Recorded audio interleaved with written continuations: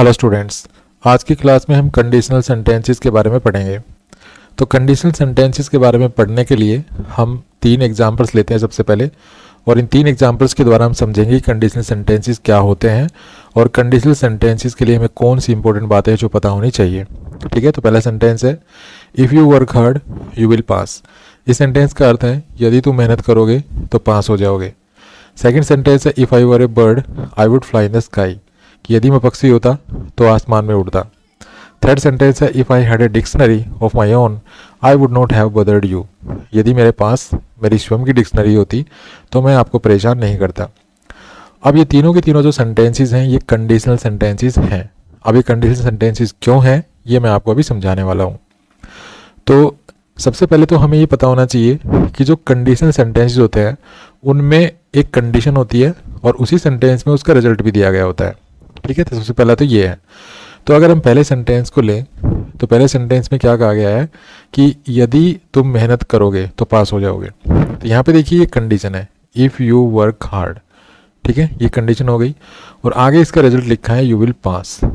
तो ये यहाँ पे कंडीशन है और ये यहाँ पे इसका रिजल्ट है। ठीक है, तो जब एक ही सेंटेंस में कंडीशन दी गई हो और उसी सेंटेंस में उसका रिजल्ट लिखा गया हो तो वो एक कंडीशनल सेंटेंस होता है। सबसे पहले तो हमें यही बात ध्यान रखनी है छोटी सी। सेकंड सेंटेंस देखिए if I were a bird I would fly in the sky, यदि मैं पक्षी होता तो आसमान में उड़ता। तो यहाँ पर देखिए ये कंडीशन है if I were a bird और यहाँ पर इसका रिजल्ट लिखा हुआ है कि अगर ये कंडीशन पूरी होती तो ये रिजल्ट निकलता। ठीक है, यदि मैं पक्षी होता तो आसमान में उड़ता, अर्थात ये कंडीशन पूरी होती तो ये रिजल्ट निकलता। जैसे यहाँ पे ये कंडीशन है इफ़ यू वर्क हार्ड कि अगर तुम मेहनत करोगे, अर्थात ये कंडीशन अगर पूरी हुई तो ये रिजल्ट निकलेगा। ठीक है, तीसरे सेंटेंस में भी ऐसा ही है। तीसरे सेंटेंस में क्या कह रहा है कि if I had a dictionary of my own, कि अगर मेरे पास मेरी खुद की डिक्शनरी होती तो I would not have bothered you, तो मैं आपको परेशान नहीं करता। तो यहाँ पर देखिए ये कंडीशन है if I had a dictionary of my own, तो यहाँ पर ये कंडीशन है और यहाँ पर ये इसका रिजल्ट है, ये इसका रिजल्ट है। तो अगर मेरे पास मेरी खुद की डिक्शनरी होती तो रिजल्ट क्या निकलता कि मैं तुम्हें परेशान नहीं करता। यहाँ पर ये कंडीशन है सेकंड सेंटेंस में if I were a bird, तो ये कंडीशन है। ठीक है, ये कंडीशन है और ये इसका रिजल्ट है। तो सबसे पहले तो हमें एक बात समझ में आती है कि कंडीशनल सेंटेंसेस वो सेंटेंसेस होते हैं जिनमें एक कंडीशन दी गई होती है और उसी सेंटेंस में उसका रिजल्ट भी लिखा गया होता है। ठीक है, ये तो एक छोटी सी बात हुई जो हमें कंडीशनल सेंटेंसेस के बारे में पता होनी चाहिए। दूसरा, अगर हम इसके स्ट्रक्चर पर ध्यान दें, ठीक है, अगर हम इसके स्ट्रक्चर पर ध्यान दें तो हमें यहाँ पे क्या इंपॉर्टेंट पॉइंट है जो दिखाई दे रहा है वो ये है कि देखिए सबसे पहले तो हमें ये जानना होगा कि कंडीशनल सेंटेंसेस कॉम्प्लेक्स सेंटेंसेस होते हैं। ठीक है, तो हम इसके स्ट्रक्चर के बारे में थोड़ा बाद में देखेंगे, अभी हम थोड़ा और जान लेते हैं इनके बारे में। तो कंडीशनल सेंटेंसेस कॉम्प्लेक्स सेंटेंसेस होते हैं। कंडीशनल सेंटेंस जो होंगे वो कैसे होते हैं, वो कॉम्प्लेक्स सेंटेंसेस होते हैं। और कॉम्प्लेक्स सेंटेंसेस में क्या होता है, कॉम्प्लेक्स सेंटेंसेस में एक मेन क्लोज होती है, एक मेन क्लोज होती है कॉम्प्लेक्स सेंटेंस में, और दूसरी होती है एक सबऑर्डिनेट क्लोज होती है। ठीक है, तो ये एक सबऑर्डिनेट क्लोज होती है कॉम्प्लेक्स सेंटेंस में। तो जब एक सेंटेंस और उसी सेंटेंस में 2 क्लोजेज हो जिनमें से एक मेन क्लोज हो और एक सबऑर्डिनेट क्लोज हो तो वो सेंटेंस कॉम्प्लेक्स सेंटेंस बन जाता है। ठीक है, तो जो कंडीशनल सेंटेंसेस होते हैं ये भी कॉम्प्लेक्स सेंटेंसेस होते हैं। इनमें जो रिजल्ट होता है, जैसे इसमें ये रिजल्ट है और सेकेंड सेंटेंस में ये रिजल्ट है और यहाँ पर ये रिजल्ट है। तो जो रिजल्ट होता है कॉम्प्लेक्स ये जो कॉम्प्लेक्स सेंटेंस है, मतलब जो कंडीशन सेंटेंस है उसमें जो रिजल्ट वाला पार्ट होता है, तो वो रिजल्ट वाला पार्ट जो होता है वो मेन क्लोज होता है। ठीक है, तो यहाँ पे ये मेन क्लोज है और यहाँ पर ये मेन क्लोज है और यहाँ पर ये मेन क्लोज है। ठीक है, तो जो कॉम्प्लेक्स सेंटेंस होता है उसमें एक मेन क्लोज होती है और एक सबऑर्डिनेट क्लोज होती है। अब हम सब जानते हैं कि जो मेन क्लोज होती है वो किसी भी कंजंक्शन से शुरू नहीं होती है और जो सबऑर्डिनेट क्लोज होती है वो एक कंजंक्शन से शुरू होती है। तो यहाँ पर ये जो सेंटेंस है, जैसे यहाँ से लेके यहाँ तक एक सेंटेंस है ये, अब इसमें 2 क्लोज हैं। ठीक है, अब 2 क्लोज कैसे हैं, क्लोज क्या होती है, क्लोज एक शब्दों का ऐसा समूह होता है जिसमें एक सब्जेक्ट वर्ब होता है, ठीक है, मतलब एक सब्जेक्ट वर्ब का कॉम्बिनेशन होता है, ठीक है, ऐसे शब्दों का समूह होता है। और क्लोज हम कब कहेंगे उस सब्जेक्ट वर्ब के समूह को, जब वो एक बड़े सेंटेंस का पार्ट होगा। तो यहाँ पर देखिए हमें सब्जेक्ट वर्ब कॉम्बिनेशन एक तो यहाँ दिखाई दे रहा है, यहाँ पर एक सब्जेक्ट वर्ब कॉम्बिनेशन है और यहाँ पर एक सब्जेक्ट वर्ब कॉम्बिनेशन है, ठीक है। तो यहाँ पर हमें ये एक सेंटेंस है, यहाँ से लेके यहाँ तक एक सेंटेंस हो गया और इस सेंटेंस में हमें दो सब्जेक्ट वर्ब कॉम्बिनेशन दिखाई दे रहे हैं। तो जितने सब्जेक्ट वर्ब कॉम्बिनेशन होंगे एक बड़े सेंटेंस में, उतने ही उसमें क्लोज होंगे, ठीक है। तो यहाँ पर हमें दो क्लोज दिखाई दे रहे हैं, एक क्लोज है इफ़ यू वर्क हार्ड और दूसरा क्लोज है यू विल पास। तो ये दो क्लोज हो गए हमारे पास यहाँ पे। अब ये दो क्लोजेज हैं, तो ये दो क्लोजेज कैसे हैं? तो जैसा कि मैंने आपको भी बताया था कि जो क्लोज कंजंक्शन से शुरू नहीं होता है उसको मेन क्लोज कहते हैं। तो यहाँ पर ये जो क्लोज है यू विल पास, तो ये जो यू विल पास है ये एक ऐसी क्लोज है, एक ऐसा सब्जेक्ट वर्ब कॉम्बिनेशन है जो किसी कंजंक्शन से शुरू नहीं हो रहा है, ठीक है। तो ये हमारी हो गई मेन क्लोज, ये क्या हो गई? मेन क्लोज हो गई। और जो शब्दों का समूह किसी कंजंक्शन से शुरू होता है वो सबऑर्डिनेट क्लोज होता है।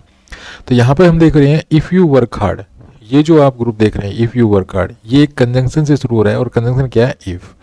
तो ये यहाँ पे हो गई सबऑर्डिनेट क्लोज, ठीक है। तो ये यहाँ पे क्या हो गई? Subordinate close. तो इस तरह से जो कॉम्प्लेक्स सेंटेंसेस होते हैं, मतलब जो कंडीशन सेंटेंस होते हैं, वो ऐसे कॉम्प्लेक्स सेंटेंसेस होते हैं जिनमें दो क्लोज होंगी और एक मेन क्लोज होगी, एक सबऑर्डिनेट क्लोज होगी। तो ये जो मेन क्लोज होगी ये रिजल्ट होता है, ठीक है। ये जो मेन क्लोज होगी ये क्या होगा? हमेशा ये रिजल्ट होगा मेन क्लोज, और ये हमेशा जो रिजल्ट वाला पार्ट होगा वो मेन क्लोज होगा।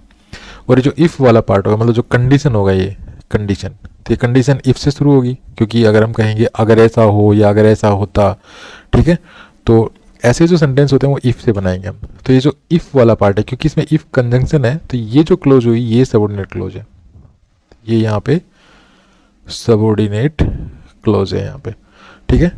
तो हमें यहाँ एक बात समझ में आ जाती है कि जो कंडीशन सेंटेंसेस होते हैं वो कॉम्प्लेक्स सेंटेंस होते हैं, और उस कॉम्प्लेक्स सेंटेंस में एक मेन क्लोज होगी, एक सबऑर्डिनेट क्लोज होगी। जो सबऑर्डिनेट क्लोज होगी वो कंडीशन होगी और जो मेन क्लोज होगी वो उस कंडीशन का रिजल्ट होगी, ठीक है। आई होप आप इस चीज़ को समझ गए होंगे। उसके बाद आगे बढ़ते हैं।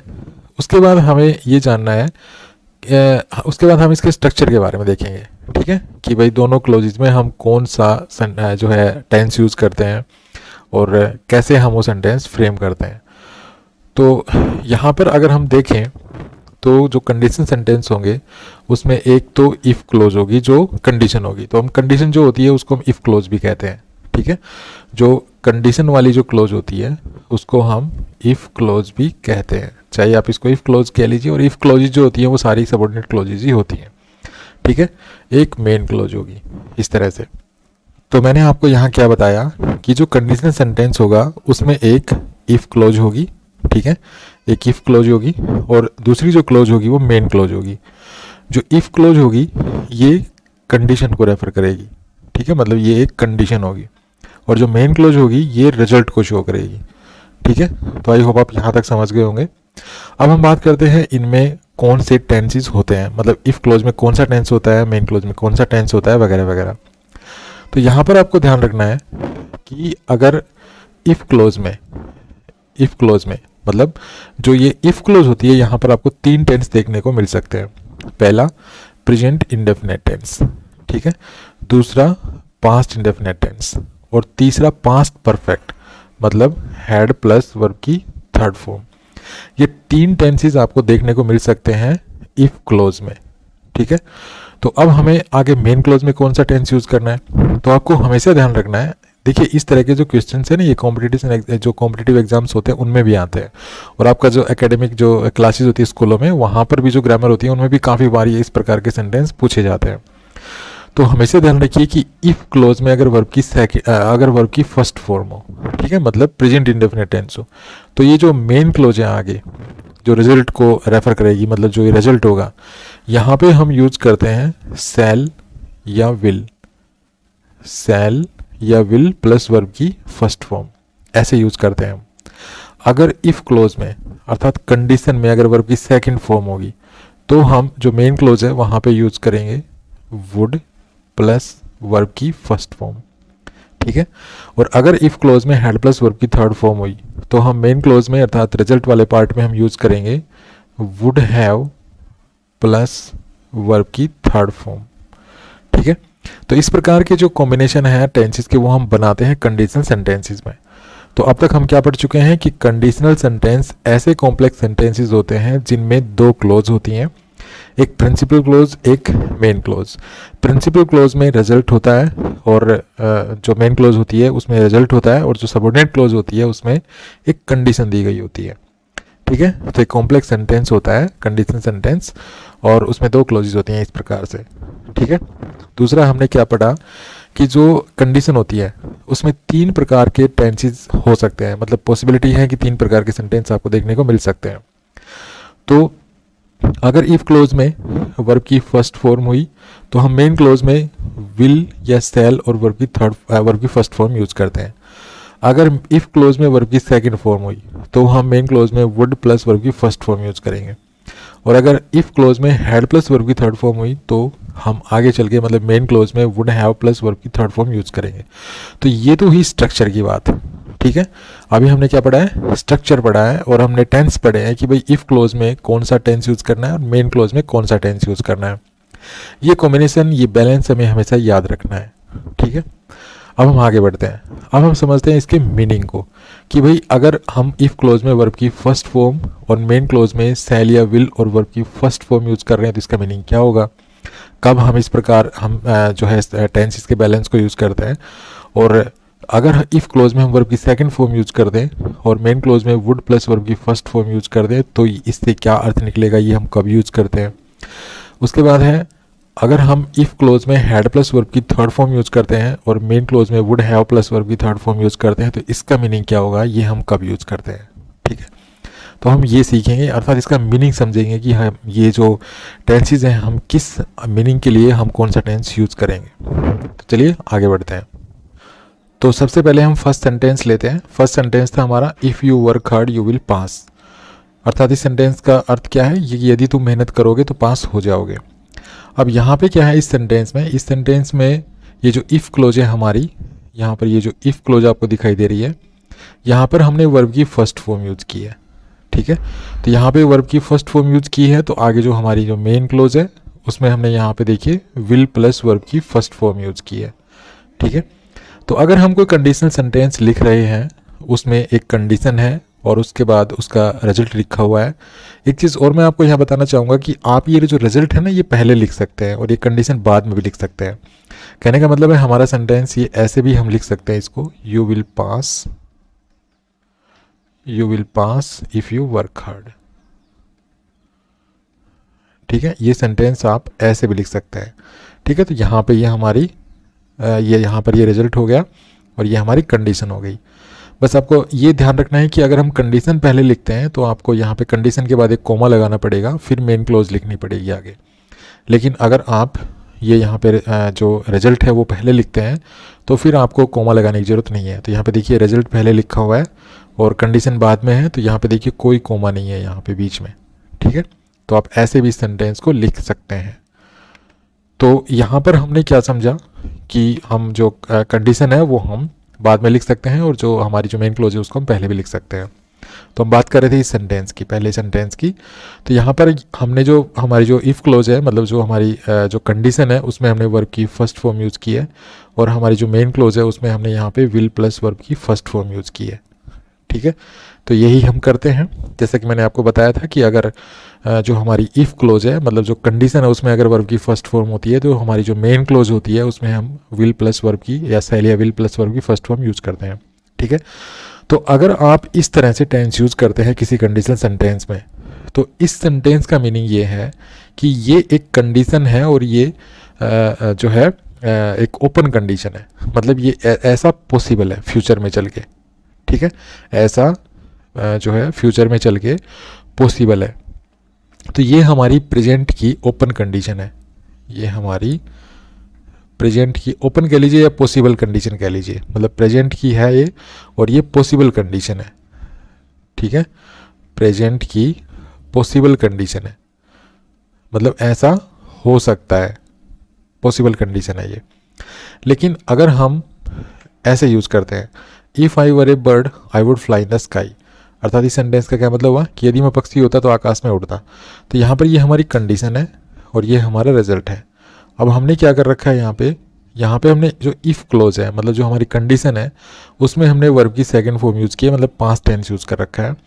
तो और हम ये भी जानते हैं कि जब हम इफ़ कंडीशन में पास्ट टेंस यूज़ करते हैं तो हमारी जो कंडीशन होती है, मतलब जो हमारा रिजल्ट होता है, उसमें हम वुड प्लस वर्ब की फर्स्ट फॉर्म यूज़ करते हैं। ठीक है, एक बार फिर सुन लीजिए। अगर हम कंडीशन वाले पार्ट में अगर वर्ब की फर्स्ट फॉर्म यूज़ करते हैं तो हम मेन क्लोज में विल प्लस वर्ब की फर्स्ट फॉर्म यूज़ करते हैं। ठीक है, सेल या विल प्लस वर्ब की फर्स्ट फॉर्म, जैसा कि यहाँ पे हमने फर्स्ट सेंटेंस में कर रखा है। ये हमारी वर्ब की फर्स्ट फॉर्म है, ये हमारी विल प्लस वर्ब की फर्स्ट फॉर्म है। ठीक है, तो अगर हम ऐसा यूज़ करते हैं तो ये प्रेजेंट की पॉसिबल कंडीशन है, मतलब ये फ्यूचर में ऐसा पॉसिबल है, हम ये कहना चाह रहे हैं। अगर हम इफ़ क्लोज में वर्ब की सेकंड फॉर्म यूज़ करते हैं, तो यहाँ पे देखिए वर्ब की सेकंड फॉर्म है, तो अगर इफ़ क्लोज में वर्ब की सेकंड फॉर्म यूज़ करेंगे तो आगे चल के जो हमारी प्रिंसिपल क्लोज होगी, मतलब जो रिजल्ट वाला पार्ट होगा, उसमें हम वुड प्लस वर्ब की फर्स्ट फॉर्म यूज़ करेंगे। तो यहाँ पे देखिए वुड प्लस वर्ब की फर्स्ट फॉर्म यूज़ कर रखी है। तो अगर हम ऐसा टेंस यूज़ करते हैं कंडीशनल सेंटेंस में, मतलब अगर हम कंडीशन में पास्ट इंडेफिनिट टेंस और रिजल्ट में वुड प्लस वर्ब की फर्स्ट फॉर्म इस तरह से यूज़ करते हैं, तो इसका मतलब है ये हमारी प्रेजेंट की ही कंडीशन है। ठीक है, प्रेजेंट की ही कंडीशन है, लेकिन ये इम्पॉसिबल कंडीशन है, प्रेजेंट की इम्पॉसिबल कंडीशन है ये। अब आप ये पास्ट टेंस समझ के, ये यहाँ पे देखिए पास्ट टेंस है, पास्ट टेंस समझ कर, मतलब पास्ट टेंस देख करके आप यहाँ पे ये अंदाज़ा, मतलब यहाँ पर आप ये मान के मत चलना कि ये पास्ट की बात है। ठीक है, यहाँ पर ये जो टाइम है इस सेंटेंस में, वो टाइम यहाँ पे प्रेजेंट ही है। ठीक है, तो ये प्रेजेंट की इम्पॉसिबल कंडीशन है। अब हम ऐसा कब करते हैं? ऐसा हम तब करते हैं जब कोई चीज़ पॉसिबल नहीं है, प्रेजेंट में कोई चीज़ पॉसिबल नहीं है, ठीक है, फ्यूचर में भी कोई चीज़ पॉसिबल नहीं है, और हम सिर्फ उसको इमेजिन कर रहे हैं कि भाई ऐसा होता तो, लेकिन हम जानते हैं कि ऐसा नहीं है। अब अगर मान लीजिए मैं ये कहता हूँ यदि मैं पक्षी होता तो आकाश में उड़ता, आसमान में उड़ता, तो मुझे पता है ऐसा पॉसिबल है ही नहीं। ठीक है, प्रेजेंट में ऐसा पॉसिबल नहीं है। तो अगर हम कोई ऐसी चीज़ इमेजिन करते हैं प्रेजेंट में जो हमारे पास नहीं है, ठीक है, तो हम ऐसे कंडीशन में हम ये स्ट्रक्चर यूज़ करते हैं, ये टेंस यूज़ करते हैं। ठीक है, तो ये प्रेजेंट की इम्पॉसिबल कंडीशन है। तो यहाँ पर अगर हम इफ़ जो कंडीशन वाला पार्ट है उसमें अगर वर्ब की फर्स्ट फॉर्म यूज़ करेंगे तो ये प्रेजेंट की पॉसिबल कंडीशन है, और ऐसे में जो रिजल्ट वाला पार्ट है उसमें हम शैल या विल और उसके बाद वर्ब की फर्स्ट फॉर्म यूज़ करेंगे। लेकिन अगर कंडीशन वाले पार्ट में पास्ट टेंस यूज़ करते हैं और रिजल्ट वाले पार्ट में वुड प्लस वर्ब की फर्स्ट फॉर्म यूज़ करते हैं, तो ये प्रेजेंट की इम्पॉसिबल कंडीशन है। ठीक है, यहाँ पर हम इस स्ट्रक्चर का प्रयोग तब करते हैं जब कोई एक ऐसी चीज़ हो जो हमारी प्रेजेंट में जो है संभव ही ना हो, पॉसिबल ही ना हो, हम सिर्फ उसको इमेजिन कर रहे हैं कि भाई ऐसा होता तो। ठीक है, तो प्रेजेंट में हम किसी चीज़ को लेकर इमेजिन करें किसी चीज़ को, तो वहाँ पर हम ये स्ट्रक्चर यूज़ करते हैं। चलिए अब लेते हैं थर्ड सेंटेंस को। थर्ड सेंटेंस है हमारा, if I had a dictionary of my own I would not have bothered you. अगर मेरे पास मेरी खुद की डिक्शनरी होती तो मैं आपको परेशान नहीं करता। अब यहाँ पर इस सेंटेंस में क्या हो रहा है? इस सेंटेंस में ये कंडीशन है, if I had a dictionary of my own I would not have bothered you. तो ये हमारी कंडीशन है, if I had a dictionary of my own. ठीक है, ये हमारी कंडीशन है। और इसका रिजल्ट क्या है? I would not have bothered you, ये यहाँ पे रिजल्ट है। तो हमारी कंडीशन में देखिए, एक तो हैड हेल्पिंग वर्ब है और ये हैड मेन वर्ब है, तो यहाँ पर हैड प्लस वर्ब की थर्ड फॉर्म का प्रयोग किया गया है, हैड प्लस वर्ब की थर्ड फॉर्म। तो अगर हमने कंडीशन में हैड प्लस वर्ब की थर्ड फॉर्म का प्रयोग कर रखा है, तो हमारी जो मेन क्लोज होगी उसमें वुड हैव प्लस वर्ब की थर्ड फॉर्म होगी। तो यहाँ पर देखिए वुड हैव प्लस वर्ब की थर्ड फॉर्म। ठीक है, तो हमने ये टेंस यूज़ कर रखे हैं यहाँ पे। तब ये टेंस हम कब यूज़ करते हैं, मतलब कंडीशनल सेंटेंस में हम इस तरह टेंसेस कब यूज़ करते हैं? तो ये हम तब यूज़ करते हैं जब हमें पास्ट की इम्पॉसिबल कंडीशन के बारे में बताना हो। तो यहाँ पर ये जो कंडीशन है, if I had a dictionary of my own I would not have bothered you, यहाँ पर क्या कहा गया है? यहाँ पर एक पास्ट की कंडीशन के बारे में बताया गया है। पास्ट की कंडीशन है और ये पास्ट की इम्पॉसिबल कंडीशन है। ठीक है, पास्ट की इम्पॉसिबल कंडीशन है। तो अगर आपको प्रेजेंट की पॉसिबल कंडीशन के बारे में बताना हो, प्रेजेंट की पॉसिबल कंडीशन के बारे में बताना हो, मतलब आप कुछ ऐसा कह रहे हैं, कोई ऐसा कंडीशन सेंटेंस लिख रहे हैं जिसमें कोई ऐसी कंडीशन है जो फ्यूचर में जाके वो पॉसिबल है, ठीक है, या प्रेजेंट में पॉसिबल है। तो प्रेजेंट या फ्यूचर में अगर कोई कंडीशन पॉसिबल है तो उसके लिए हम जो है ये स्ट्रक्चर यूज़ करते हैं, ठीक है। मतलब कंडीशन में हम प्रेजेंट इंडेफिनिट टेंस यूज़ करेंगे और मेन क्लोज में हम शैल या विल और उसके बाद वर्ब की फर्स्ट फॉर्म यूज़ करेंगे। तो यहाँ पे हो जाएगी प्रेजेंट की पॉसिबल कंडीशन। तो ये पॉसिबल कंडीशन है यहाँ पे कंडीशन, ठीक है।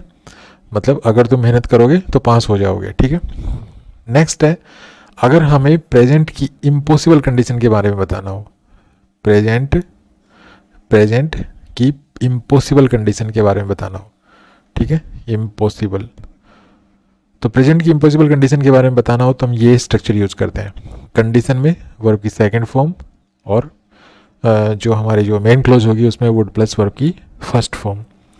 और अगर हमें पास्ट की इम्पॉसिबल कंडीशन के बारे में बताना हो, पास्ट की, तो हम कंडीशन में यूज़ करेंगे हैड प्लस वर्ब की थर्ड फॉर्म और हमारा जो रिजल्ट होगा मतलब जो मेन क्लोज होगी उसमें हम वुड हैव प्लस वर्ब की थर्ड फॉर्म इस तरह से यूज़ करते हैं।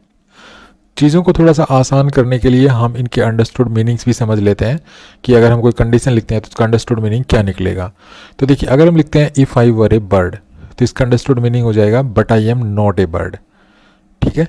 अगर हम लिखते हैं if I were a bird तो इसका मतलब होगा but I am not a bird. अगर हम लिखते हैं इफ़ यू वर्क हार्ड तो इसका मतलब क्या हो जाएगा, यू मे वर्क हार्ड। कहने का मतलब क्या हुआ कि यहाँ पे देखिए हमने कंडीशन में वर्ब की सेकंड फॉर्म यूज़ की है, तो इसका अंडरस्टूड मीनिंग क्या हो जाएगा, बट आई एम नॉट, मतलब जो मीनिंग निकलेगा वो नेगेटिव निकलेगा। अगर आप कंडीशन में वर्ब की सेकंड फॉर्म यूज़ करते हैं तो जो मीनिंग निकलेगा वो नेगेटिव होगा। लेकिन अगर आप कंडीशन में वर्ब की फर्स्ट फॉर्म यूज़ करते हैं, प्रेजेंट इंडेफिनिट टेंस यूज़ करते हैं, तो जो अंडरस्टूड मीनिंग होगा वो पॉजिटिव मीनिंग निकलेगा, क्योंकि एक पॉसिबल कंडीशन है, ठीक है। ये प्रेजेंट की पॉसिबल कंडीशन है। अगर हम कंडीशन वाले पार्ट में वर्ब की फर्स्ट फॉर्म यूज़ करते हैं तो ऐसा कब होता है, जब हमें प्रेजेंट की पॉसिबल कंडीशन के बारे में बताना हो। लेकिन अगर हम कंडीशन वाले पार्ट में वर्ब की सेकंड फॉर्म यूज़ करते हैं तो ये हम कब करते हैं, जब हमें जो है प्रेजेंट की इम्पॉसिबल कंडीशन के बारे में बताना हो, ठीक है। तो अगर आप लिखते हैं if I were a bird तो it means but I am not a bird, meaning negative हो जाएगा। लेकिन अगर हम लिखते हैं इफ़ यू वर्क हार्ड तो यहाँ पर ये जो कंडीशन है ये इसमें हमने प्रेजेंट इंडेफिनिट टेंस यूज़ किया है, तो इसका मतलब ये सब पॉसिबल है, ठीक है। ऐसा पॉसिबल है क्योंकि प्रेजेंट की पॉसिबल कंडीशन को रेफर करता है, तो यहाँ पर ये मीनिंग पॉजिटिव रहेगा और इसका मतलब हो जाएगा यू मे वर्क हार्ड। अगर आप लिखते हैं इफ़ यू वर्कड हार्ड, ठीक है, वर्ब की सेकंड फॉर्म अब यहाँ पे, अब कंडीशन में अगर आप वर्ब की सेकंड फॉर्म यूज़ करते हैं तो इसका मतलब ये भी जो है प्रेजेंट की इम्पॉसिबल कंडीशन को रेफर करेगा और मीनिंग नेगेटिव हो जाएगा। तो इसका मीनिंग क्या होगा, if you worked hard it means but you don't work hard, ठीक है। ये प्रेजेंट की कंडीशन है, ये प्रेजेंट की कंडीशन को रेफर करता है तो मीनिंग नेगेटिव हो जाएगा। इसी प्रकार से अगर आप लिखते हैं इफ़ आई हैड मनी तो यहाँ पर देखिए कंडीशन में हमने वर्ब की सेकंड फॉर्म यूज़ की है, तो इसका मतलब ये प्रेजेंट की इम्पॉसिबल कंडीशन है और मीनिंग नेगेटिव निकलेगा, ठीक है, प्रेजेंट का नेगेटिव मीनिंग निकलेगा। जैसे यहाँ पे देखिए इफ़ वाले पार्ट में वर्ब की सेकंड फॉर्म थी तो प्रेजेंट का नेगेटिव मीनिंग निकला इसका, तो यहाँ पर भी वर्ब की सेकंड फॉर्म है तो जो मीनिंग निकलेगा इसका अंडरस्टूड मीनिंग जो होगा वो प्रेजेंट का नेगेटिव मीनिंग होगा। तो नेगेटिव मीनिंग कैसे निकलेगा, if I had money it means but I don't have money, ठीक है। इसी प्रकार से यहाँ पे देखिए वर्ब की सेकंड फॉर्म थी कंडीशन में, तो यहाँ पर जो मीनिंग अंडरस्टूड मीनिंग निकलेगा वो प्रेजेंट का नेगेटिव मीनिंग निकलेगा, तो इसका मतलब क्या हुआ, but you don't work hard. लेकिन अगर हम इस सेंटेंस को देखें, मतलब यहाँ पर अगर हम ये कंडीशन देखें if he had helped me, तो यहाँ पे देखिए कंडीशन में हमने पास्ट परफेक्ट टेंस यूज़ कर रखा है, तो यहाँ पर इसका जो अंडरस्टूड मीनिंग होगा वो पास्ट का नेगेटिव मीनिंग होगा, ठीक है, पास्ट का नेगेटिव मीनिंग होगा। तो अगर हम लिखते हैं if he had helped me तो it means but he did not help me. तो इस तरह जो अंडरस्टूड मीनिंग्स हैं इनको समझ करके आप कंडीशनल सेंटेंसेस को बिल्कुल ईजी तरीके से आप समझ सकते हैं, ठीक है। तो आई होप यहाँ तक आप अच्छी तरह से समझ गए होंगे। कुछ और सेंटेंसेस के माध्यम से हम जो है इस चीज़ को समझने की कोशिश करते हैं। तो जैसे हमारा ये सेंटेंस है if I had money at that time I would have bought A car, तो यहाँ पर देखिए ये हमारी कंडीशन है और ये हमारा रिजल्ट है, ठीक है। तो कंडीशन वाले पार्ट में हमने पास्ट परफेक्ट टेंस यूज़ कर रखा है, यहाँ पे देखिए ये हेल्पिंग वर्ब है हैड और ये हमारी मेन वर्ब की थर्ड फॉर्म है। तो यहाँ पर हमने हैड प्लस वर्ब की थर्ड फॉर्म यूज़ कर रखी है। तो अगर हमारी कंडीशन में हैड प्लस वर्ब की थर्ड फॉर्म होती है तो जो मेन क्लोज होती है उसमें हम वुड हैव प्लस वर्ब की थर्ड फॉर्म यूज़ करते हैं। तो यहाँ पे देखिए ये वुड हैव है और यहाँ पर देखिए वर्ब की थर्ड फॉर्म है, ठीक है।